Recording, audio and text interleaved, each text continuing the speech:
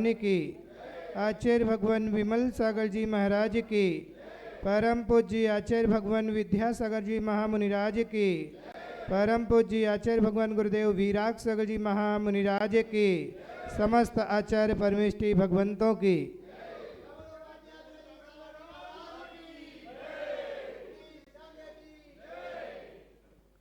महान भाव, आज अपन सब भगवान नेमिनाथ स्वामी की समूह शरण में विराजे हैं। परम सौभाग्य है कि आज भगवान के समूह शरण में बैठकर के जिनेन्द्र देशना का रसपान कर रहे हो। बहु मनीषियों, जिनेन्द्र भगवान की देशना आत्म कल्याणमयी देशना है। आचार्य भगवान वस्तु स्वरूप का रूपना करते हुए समझा रहे हैं कि वस्तु कभी बदलती नहीं है, वस्तु वस्तु रहती है, लेकिन वस्तु के बाहर के व्यवहार को जानकर के हम उसकी रूपना करते हैं। वो मनुष्यों, आज अपन सब जो विधान कर रहे हैं, पूजन कर रहे हैं, ये सब विधान पूजन भी एक व्यवहारिक क्रिया है और व्यवहारिक क्रियाओं को एक निमित्त बना करके भगवान की आराधना कर रहे हैं। लेकिन इस निमित्त से 100 के निमित्त, 100 के द्रव्य को पहचानने के लिए ये अनुष्ठान किया जा रहा है। सिर्फ ये नहीं समझना कि इस थाली में से द्रव्य उठाई और इसमें रख दी। ऐसी द्रव्य परिवर्तन तो अनादि काल से तू करता आया और इतनी द्रव्य चढ़ा दी, इतनी द्रव्य चढ़ा दी कि क्विंटलों द्रव्य आपने इस हाथ से इस हाथ पर चढ़ा करके रख दी, लेकिन द्रव्य नहीं चढ़ाना, द्रव्य के प्रति भावों को चढ़ाना है। ऐसे भाव प्रस्तुत हो जाएं, ऐसे मेरे मंगल द्रव्य हो जाए, मेरे मंगल परिणाम हो जाए कि हे भगवान, एक बार की पूजा, एक बार का अनुष्ठान ऐसा पुण्य बंद करने का कारण बन जाए कि भगवान की पूजा करते करते, भगवान की पूजा करने क्यों आए हो? पूजा करने क्यों आए हो? मन को शांति करने। और मन को अशांति पूजा में मिल जाए तो फिर भैया पूजा करने के लिए आए हैं कि भगवान मैं पूज्य बन जाऊं। क्या बन जाऊं? पूजा करते करते मैं स्वयं पूज्य बन जाऊं।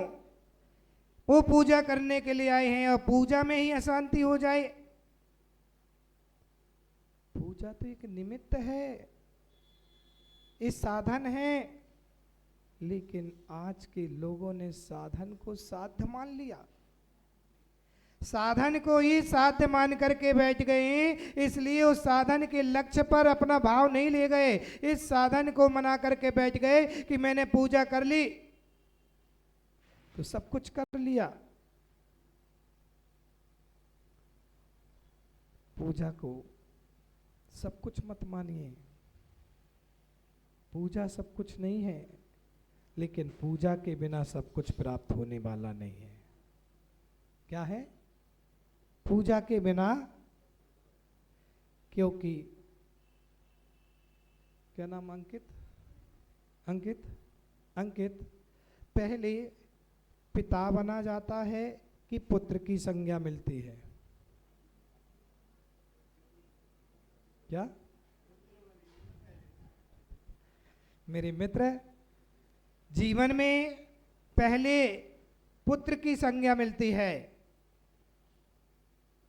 पहले पुत्र बना जाता है और फिर पिता बना जाता है। लेकिन आज के लोग कुछ ऐसे हो गए जो पुत्र नहीं बनना चाहते, सीधा पिता बनना चाहते हैं, वो अपनी भूल को सुधारो मेरे मित्र। बिना पुत्र बने पिता बना नहीं जाता है, बिना भक्त बने भगवान बना नहीं जाता है। पहले भगवान बनना है तो पहले भक्त बनना पड़ेगा, और जब भक्त बनोगे तभी भगवान। बिना भक्ति करे, बिना भक्ति करे भगवान नहीं बना जाता। सत्य बताओ ईमानदारी से। राजा भैया कहाँ गए, पापा कहाँ गए, बैठे हैं। आप पैदल मंदिर आए हो और जूता चप्पल भी नहीं पहने राजा भैया, और आपके पैर में कांटा लग जाए तो क्या करोगे मेरे मित्र? उपाध्यक्ष जी, राजकुमार चाचा, पैर में कांटा लग गया तो क्या करेंगे? निकालोगे ना? कांटा थोड़ा अंदर हो गया, हाथ से नहीं निकल रहा तो कैसे निकालोगे? बोलते जाना हो। कांटा किससे निकलेगा? सुई से निकलेगा ना, तो कांटा कांटे से निकलेगा। बराबर बोलो, बराबर ना? कांटा कांटे से निकलेगा। लेकिन अब ये बताओ राजा भैया, आपने कांटा निकाला तो कांटा निकाल करके आप साइड में फेंक देते हो कि अलमारी में रख लेते हो? बोलो जोर से, कहाँ कर देते हो? लेकिन जब पैर में कांटा लगा है तो क्या करते हो? कांटा निकालने का प्रयास करते हो ना? ऐसे ही सराफा बाजार वालों, जीवन में पाप का कांटा लगा है। किसका कांटा लगा है? जीवन में पाप का कांटा लगा है। इसलिए तो पंचम काल में आए, इसलिए तो पंचम काल में जन्म मिला। जीवन में पाप का कांटा लगा है, और पाप को कांटे को निकालने के लिए पुण्य के कांटे का सहारा लिया है। ये भगवान की भक्ति का सहारा लिया है, एक गुरु की भक्ति का सहारा लिया है। और जिस दिन भक्ति करते करते योग मार्ग की ओर साधु बन जाओगे, फिर आपको पूजा करने की जरूरत नहीं है, फिर अभिषेक करने की जरूरत नहीं है, फिर दान देने की जरूरत नहीं है। फिर अप्पा सुपरमप्पा, आत्मा ही, मेरी आत्मा ही परमात्मा है। ध्यान करिए, अध्ययन करिए। लेकिन जब तक श्रावक पर्याय में हो, जब तक पूजा पाठ छोड़ना नहीं। नंतर लोगों की बातों में आ जाओ कि ये पूजा तो पुण्य का कारण है। किसका कारण है? पुण्य का कारण है। सो पुण्य तो संसार का कारण है। पूजन तो पुण्य का कारण है और पुण्य संसार का कारण है। तो ऐसा पुण्य क्या करना, ऐसा पुण्य क्या करना जिससे संसार का बंधन हो? तो उन अज्ञानियों से कह देना कि आगम को खोल करके पढ़िएगा। ये भगवान की पूजन, गुरु भक्ति, ये आहार, जो भी पुण्य क्रियाएं हैं, ये संसार का कारण है, नहीं है, ये नियम से मोक्ष का कारण है। और आचार्य कुंद कुंद देव स्वामी ने वारसानुपेक्षा ग्रंथ में कहा है, रेणसार ग्रंथ में कहा है कि जो आप क्रिया कर रहे हो ना, पूजन कर रहे हो, ये पूजन संसार का कारण नहीं है। किसका कारण नहीं है? संसार का कारण नहीं है। ये नियम से मोक्ष का कारण है, लेकिन मोक्ष नहीं है। लेकिन मोक्ष में निमित्त कारण, हाथ जोड़ो जल्दी से, बोलो पुण्य फला अरिहंता, पुण्य फला अरिहंता। जोर से बोलो, एक बार और बोलो, याद हो गया? बोलो फिर से। पुण्य के फल को अरिहंत भगवान भी भोगा करते। ये जो अरिहंत पद मिल रहा है ना, ये पुण्य का प्रभाव। और अपन जो छोटा छोटा पुण्य कर रहे हैं, यही पुण्य एक दिन आपको अरहंत पद की ओर ले जाने वाला है। इसलिए पुण्य क्रियाएं छोड़ मत देना। जब तक श्रावक पर्याय में हो, जब तक पूजन करना, अभिषेक करना, सौभाग्यशाली हो। भाई अंकित, जो इस उम्र में, युवा उम्र में युवावस्था में तुम्हें धोती पहन करके भगवान को स्पर्श करने का सौभाग्य मिल रहा है मेरे मित्र, पुण्यशाली हो। ऐसे भी जीव हैं जो मनुष्य हैं, मनुष्य कुल में जन्म मिला है, लेकिन सुबह उठ करके उनके हाथ में झाड़ू होती है, आपके दरवाजे के सामने सफाई करते हैं, वे पुण्यहीन हैं। ऐसे भी जैन में लोग हैं जो सुबह अभी 10 बजे सो भी रहे होंगे और सुबह उठेंगे 10-11 बजे और नहाएंगे धोएंगे और सीधे अपनी दुकान चले जाएंगे। लेकिन वो लोग पुण्यात्मा हैं जो इन हाथों से श्री जी का अभिषेक किया करते हैं। भगवान का अभिषेक करने का, गुरु को आहार दान देने का इन हाथों से सौभाग्य मिलता है। वो पुण्यशाली लोग हैं, वो पुण्यात्मा जीव हैं जो अपने पुण्य को पुण्य में कार्य कर रहे हैं। किस में कर रहे हैं? खर्च तो सब करते हैं, लेकिन पुण्य को पाप में खर्च करने वाले में दुनिया में लोग बहुत हैं, लेकिन पुण्य को पुण्य में खर्च करने के लिए पुण्य से ही पुण्य बढ़ता है। जैसे लौकिक जीवन में कहते हैं ना, पैसे से, जोर से बोलो,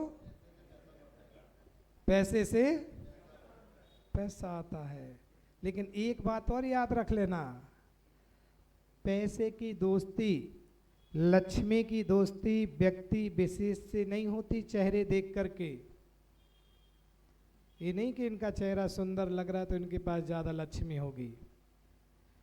लक्ष्मी की दोस्ती व्यक्ति विशेष से नहीं होती है, किसी लोगों से नहीं होती है। लक्ष्मी की दोस्ती पुण्य से होती है।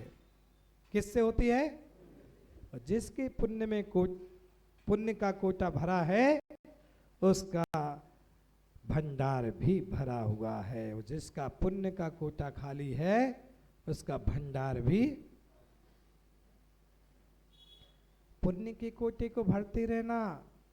माओ सुनो, सुनो माँ, पूजा तो हो जाएगी बाद में, सुन लो 5 मिनट।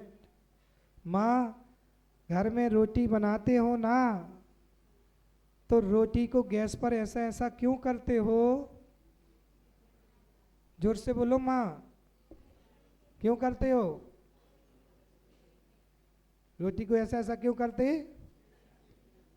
तुम लोगों से ज्यादा आवाज तो पुरुषों की आ रही है, इनको अनुभव ज्यादा है? क्यों करते हैं ऐसी रोटी को? सेंकते हो। माँ रोटी यदि गैस पर ज्यादा देर रख दोगे तो क्या हो जाएगी? और यदि उसको ऐसे ऐसा नहीं करो और सीधा रख करके उठा लोगे तो क्या रहेगी? कच्ची खाओगे तो पेट गड़बड़ कर जाएगा। कच्ची रोटी खाओगे तो पेट गड़बड़ करेगा, और रोटी जल जाएगी तो खाने में मजा नहीं आएगा। समझो, रोटी जल गई। हे माओ, यदि रोटी एक बार जल जाए तो खाने में मजा नहीं आता। आप मंदिर आए पूजा करने के लिए, पूजा करने के लिए आए और यहाँ बातों में लग गए और किसी ने कोई देश भावना से बात कर दी, कोई देश भावना से बात कर दी, तो रोटी सेंकने के लिए आए थे, रोटी क्या हो गई? अब पूरी पूजा में तुम्हें दिमाग में वही बात चलेगी, उसने ऐसा कह दिया, रोटी जल गई, फिर खाने में मजा नहीं आएगा। और रोटी को जल्दी उठा लिया गैस पे से तो क्या हो गया? बोलो जोर से, थोड़ा तुम लोग भी प्रवचन करते रहो, बोलते रहो। क्या होगा? कच्ची रह जाएगी। कच्ची रहेगी तो पेट में पचेगी नहीं। और आपने भगवान की पूजा करते करते करते उपयोग को दूसरी तरफ लगाया, लोगों की बातों में लग गए, इधर उधर देखा किसने क्या चराया, कौन आया कौन गया, तो रोटी क्या हो जाएगी? पकेगी नहीं, क्योंकि ये तो अग्नि है। पंच परमेष्टि एक अग्नि के समान है, और इस अग्नि पर आकर के आप चाहें तो अपनी रोटी को पका सकते हो। और ये बुंदेलखंड की माताएं हैं, रोटी में, रसोई में रोटी पकाते पकाते पकाते भी आध्यात्मिक की दृष्टि लगा लेती हैं कि जब रोटी को पकाती हैं तो इतनी अच्छी फुला लेती हैं, और जैसे ही मुनिराज को देती हैं तो उसमें से 2 भाग करती हैं और ज्ञान लगाती हैं कि आत्मा अलग है, संसार शरीर अलग है। ये आध्यात्मिक की दृष्टि, रोटी में भी आध्यात्मिक लगा रहे, 2 भाग रोटी के हो गए तो कह रही आत्मा अलग है और शरीर अलग है। बुंदेलखंड की माताएं, इसलिए तो जब मेरा चातुर्मास शिमला में था 2009 में, उस समय कुछ शिमला के लोगों ने बोला कि महाराज आप कहाँ से हो, तो मैंने कहा बुंदेलखंड का। तो बोलने लगे महाराज बुंदेलखंड में जब देखो वो मुनिराज, जो देखो वो ब्रह्मचारी, जो देखो वो दीदी लोग, वो जो पंडित मिले तो पंडित बुंदेलखंड के, पुजारी मिले तो पुजारी बुंदेलखंड के, मैनेजर मिले तो मैनेजर बुंदेलखंड के। ऐसा बुंदेलखंड में क्या है जिसमें यहाँ पर साधु संतों अधिक मात्रा में मिलते हैं। तो मैंने, भाई साहब मुकेश जी, आपके बाजू वाले भाई साहब को परमात्मा में लीन हो गए का, इतने अच्छे प्रवचन नहीं। सुनो भैया, वो उपयोग मेरी तरफ लगाओ, 10-5 मिनट बस समय, मैं भी देख रहा हूं आपका। मैंने उसके लिए जवाब दिया कि बुंदेलखंड में जो हमारी माताएं रसोई में भोजन पकाती हैं ना, उस समय भोजन पकाते समय वो रसोई का काम करते समय प्रभु पतित पावन में या पावन, जिसने राग देश का मादिक जीते। पानी खींच रही और मेरी भावना पड़ती जा रही है, रोटी बना रही है और वहाँ पर विनती पड़ती जा रही है, वहाँ सब्जी छील रही है, वहाँ प्रभु का नाम लेती जा रही है। तो जो बच्चा भोजन करता है उसको प्रभु बनने के भाव आते हैं और प्रभु बनने के विचार आते हैं, क्योंकि जैसा खाओ अन्य। अब मैं चंडीगढ़ में 2010 में चातुर्मास किया, तो एक रसोई के आहार करने गए, उसके बाजू में एक भाई साहब ले गए कि महाराज आपके चरण हमारे घर में पड़े। वहाँ पहुँचे तो रसोई में वहाँ पर सीडी प्लेयर चल रहा था, पेन ड्राइव चल रही थी और वहाँ गाना चल रहा था, परदेसी परदेसी। अब बताओ जो भोजन करेगा वो क्या रहेगा, हैं? जैसा खाओ अन्य, जैसा अन्य भोजन बनाते समय विचार होंगे उस भोजन में वैसे विचार जाएंगे, और जो खाएगा उसके विचार भी वैसे। पहले के समय में इसलिए रसोई शुद्ध होती थी, और रसोई शुद्ध होती थी, भोजन शुद्ध होता था, तो लोगों के विचार भी शुद्ध होते थे। और आज के समय में रसोई गड़बड़ हो गई और रसोई का नाम ही चेंज कर दिया। रसोई की जगह आप ले आए किचन। क्या ले आए?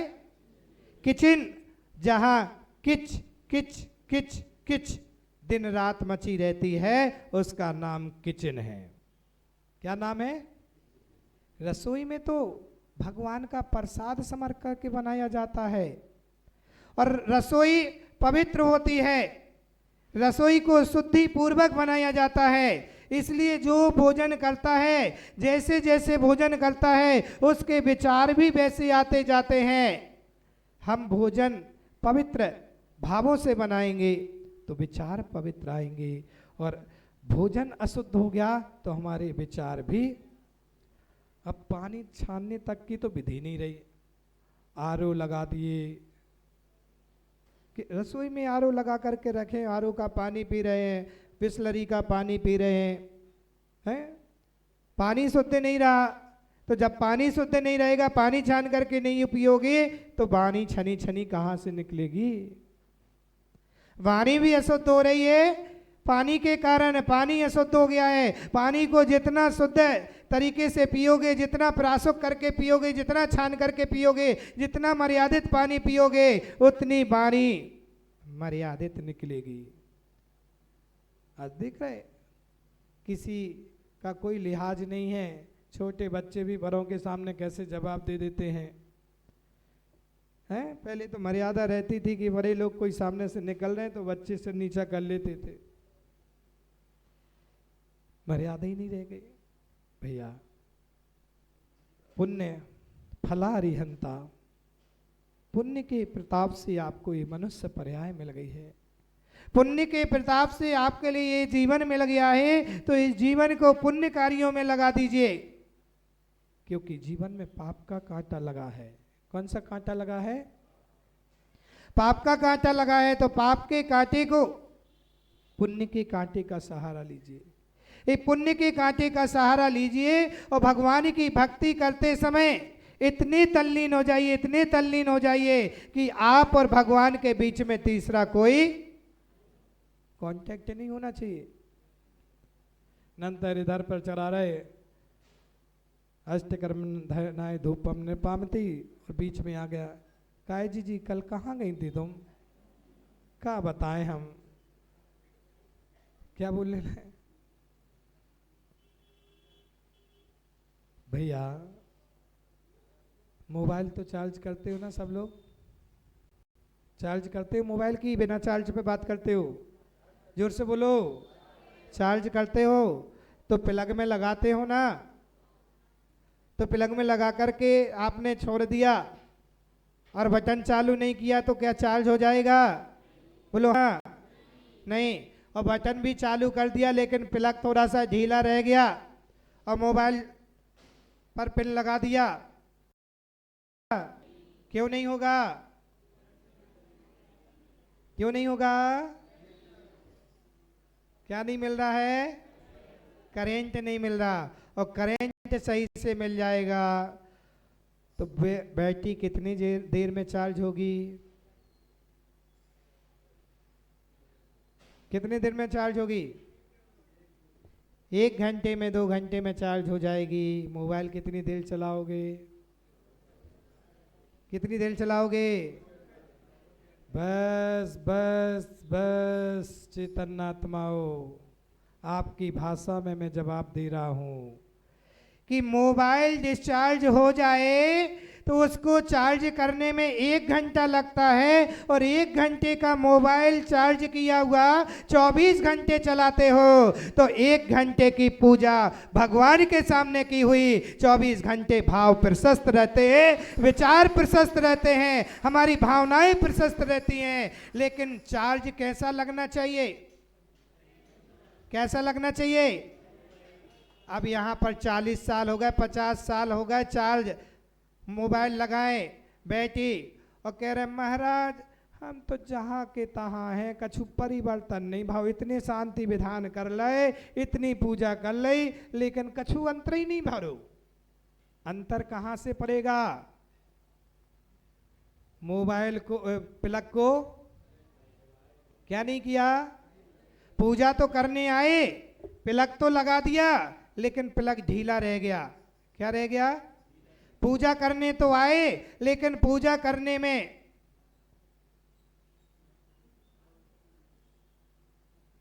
कौन क्या कर रहा है?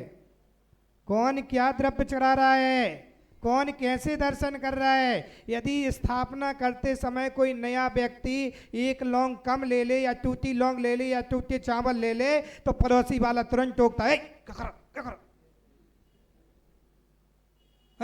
लौंग टूटी चढ़ा रहा है। अरे तुम्हें लौंग दिख रही है, तुम्हें परमात्मा नहीं देख रहे हैं। यही से तो तुम 40 साल से पूजा करत करत जहां के तहां रहे और लोग एक दिन की पूजा में बेड़ा पार। आरम तारम कछु न जानम, बोलो आरम तारम कछु न जानम। 1 घंटे की, 1 समय की भक्ति भी उसके लिए इस संसार से पार लगा गई। बस भगवान की भक्ति करो, इतने तल्लीन हो जाओ, इतने लवलीन हो जाइए कि लोग आपको पागल कहने लगे। क्या कहने लगे? क्या कहने लगे? ये तो पागल हो गया, देख कितनी देर से भक्ति कर रहा है, कैसा बैठ भगवान के सामने बैठा है, 2 घंटे हो गए, इसको घर जाने का सुध नहीं है। बस समझना मेरी भक्ति भक्ति हो रही है। जिस दिन पागल की संज्ञा में ले जाए, पूछ लो चंदन वाला से। किससे? चंदन वाला जेल में बंद है, हथकड़ी लगी हुई है, फिर भी भगवान की भक्ति में लीन है, और वहीं से कह रही, हे स्वामी नमोस्तु नमोस्तु नमोस्तु। किसी की शर्म नहीं है कि कौन क्या कहेगा, कि जेल में प्रगाहन कर रही, हाथ में बेरियां बनी, फिर भी प्रगाहन कर रही, कोई सुध-बुध नहीं। बस हमें तो भगवान की भक्ति करना है, और भगवान ने भी देखा कि मेरा भक्त सच्चे मन से भक्ति कर रहा, तो महावीर स्वामी जाकर के चंदन बाला के द्वार पर पहुंच गए, और चंदन बाला के द्वार पर आ गए। लोग देखते रह गए, नगर के सेठ राजा महाराजा देखते रह गए, और एक चंदन बाला के पास महावीर भक्ति हो सबरी जैसी कि राम उसकी द्वार पर पहुंच गए। भक्ति में कोई शर्म नहीं, भक्ति में कोई भाव इधर उधर नहीं जा रहे, बस ऐसा तल्लीन हो गया भक्ति में। बस आप और आपके बीच में, भगवान के बीच में तीसरा कोई नहीं होना चाहिए। भले 5 मिनट की भक्ति करो, एक पूजा करो, आधी पूजा करो, महार्घ चढ़ा लो, लेकिन जितनी देर कर रहे हो उतनी देर भगवान को देखिए, भगवान को निहारिए, और दर्शन करते समय भी भगवान की आंखें बंद मत करिए। कुछ लोग आते हैं और आंखें बंद कर लेते, 2 मिनट में करके चले जाते हैं। आंखें बंद मत करिए, भगवान को देखिए, भगवान को निहारिए, और भगवान की छवि को देखते देखते देखते मन में विचार आना चाहिए कि जिनके दर्शन करते करते निज के दर्शन हो जाएं, वो दर्शन दर्शन है कि हे भगवान, आपके दर्शन करते करते ऐसी भावना आ गई कि भगवान वो दिन कब आएगा, वो समय कब आएगा कि जब मैं आप जैसा बनूं। कैसा बनूं? और अभी तो ये ही नहीं पता कि हमारे भगवान कितने बैठे हैं, कौन से भगवान बैठे हैं। उनने तो आए और चावल चढ़ाए, और कहीं 1-2 प्रतिमाएं कम हो जाए ना, तो लोगों को ये ही नहीं पता कि भगवान कम भी हो गए। ऐसे भी दर्शन करते लोग। बस समय, पंडित जी समय हो गया है। समय ये कह रहा है कि समय के साथ भक्ति करें। भक्ति में थोड़ा सा पागलपन, थोड़ा सा भोलापन आए, पागलपन और भोलापन भक्ति में आ जाए। भोले इतने बन जाइए कि पूजा करते समय कोई आपको अपशब्द भी बोल दे, तब भी उससे कहना जय जिनेंद्र भाई साहब। उस समय उससे लड़ना नहीं है, झगड़ना नहीं है। इतने भोले बन जाइए कि जैसे कुछ जानते ही नहीं हो, और बस पूजा करते रहिए, तो पूजा का फल आपको महाफल देगा, क्योंकि समय के साथ की हुई क्रिया समय को देती है। और आज सौभाग्य से सराफा बाजार में नेमिनाथ जिनालय में, यहाँ पर नेमिनाथ भगवान की आराधना करने को मिली। कौन सा विधान कर रहे हो? नेमिनाथ। मूल नायक भगवान कौन से हैं? आपने नेमिनाथ विधान पहले किया तो आज कर लो। क्या कर लो? आज कर लो। और निमित्त कारण हमारे राजकुमार चाचा, ये सब लोग, राजा भैया, उस दिन मैं दर्शन करने आया था और निकल रहा था यहाँ से, तो मैंने कहा चलो दर्शन कर लें। और उसी दिन शांति धारा को आपने रोक लिया, शांति धारा कर। उस दिन मैंने कहा विधान एक दिन, और आपने, सुरती श्रावक तो यही होते हैं कि जो गुरु के मुख से निकले, गुरुओं के मुख से कोई बात निकले उसको तुरंत स्वीकार कर लेते हैं। इन्होंने कहा ठीक है महाराज, मंगलवार को विधान जरूर करेंगे। और आप सब ने आज कुछ लोगों के निमित्त से देखिए सामूहिक पुण्य का, कि कुछ लोगों ने हाँ भरी कि विधान करना है, और इतने सारे लोग बैठ कर के भगवान की पूजा कर रहे हैं। इन सब का सामूहिक पुण्य बंद हो रहा है, और सामूहिक पुण्य बंद है। आपके कोटे में 10% पुण्य एक्स्ट्रा हो रहा है। जो आप कमा रहे हो उससे ज़्यादा 10% इन सब का पुण्य भी जा रहा है। क्यों? इन आपके निमित्त से सबको मिला विधान करने को। आज यही मंगल भावना है कि ऐसी ही भावना करते रहें। और अपन भी यही जबलपुर के ही हैं, कहीं बाहर के नहीं हैं। पूज्य आचार्य भगवान की खूब सेवा करने का अवसर भी मुझे प्राप्त हुआ है। और जब गृहस्थ अवस्था में थे तिलवारा में, जब पहला चातुर्मास हुआ और गुरु जी की मरिया जी में वाचना हुई, जब 92 का नंदीश्वर दीप का पंचकल्याणक हुआ, उस समय बहुत गुरु जी की सेवा करने का अवसर मिला। और गुरु जी की जब जब सेवा करता था, जब जब उनकी भैयावृत्ति करता था, तो ऐसा महसूस होता था जैसे रिद्धिधारी कोई मुनिराज की स्पर्श कर रहा हूँ। और आचार्य भगवान की दर्शन भी मुनि अवस्था में मुझे 2 बार प्राप्त हो गए, और 2 बार मुनि अवस्था में, और 1 घंटे के लिए नहीं, 2-2 दिन उनके पास रहने का अवसर मिला, सेवा करने का अवसर मिला, कुंडलपुर में, दमोह में। और उनकी भैयावृत्ति, और उन्होंने समय ऐसा दिया। एक बार हम लोग भैयावृत्ति कर रहे थे कुंडलपुर में, मैंने कहा गुरुजी से, नई दीक्षा होकर के मैं गया था कुंडलपुर की तरफ, मैंने कहा गुरुजी कोई ऐसा मंत्र, कोई ऐसी जाप बता दीजिए जिससे इस संयम का अच्छी तरह से निरतिचार पालन होता रहे और आगे बढ़ते चले जाएं। तो गुरुजी ऐसे पैर फैलाए बैठे थे, बड़े प्रसन्न मुद्रा में थे, और हम लोग 2-3 महाराज जी वहाँ बैठे और भैयावृत्ति कर रहे। तो आचार्य श्री बड़े प्रसन्न होकर के, खुश होकर के हंसते हुए बोले, अरे छोटे महाराज, नभोकार मंत्र से बड़ा कोई मंत्र ही नहीं है। उठते बैठते चलते हमेशा नवोकार मंत्र को जपिए। धवला जी में सबसे पहले नवोकार मंत्र को ही लिखा गया, और गुरु जी के वो वचन आज कारक हो रहे हैं।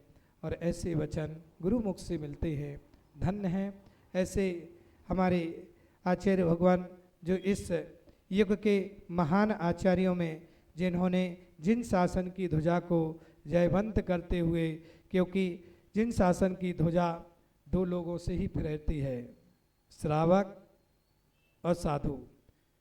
श्रावक भी और साधु भी। साधु ने अपना कार्य किया, श्रावक ने उसका पालन किया, जिन शासन की ध्वजा आगे बढ़ती गई।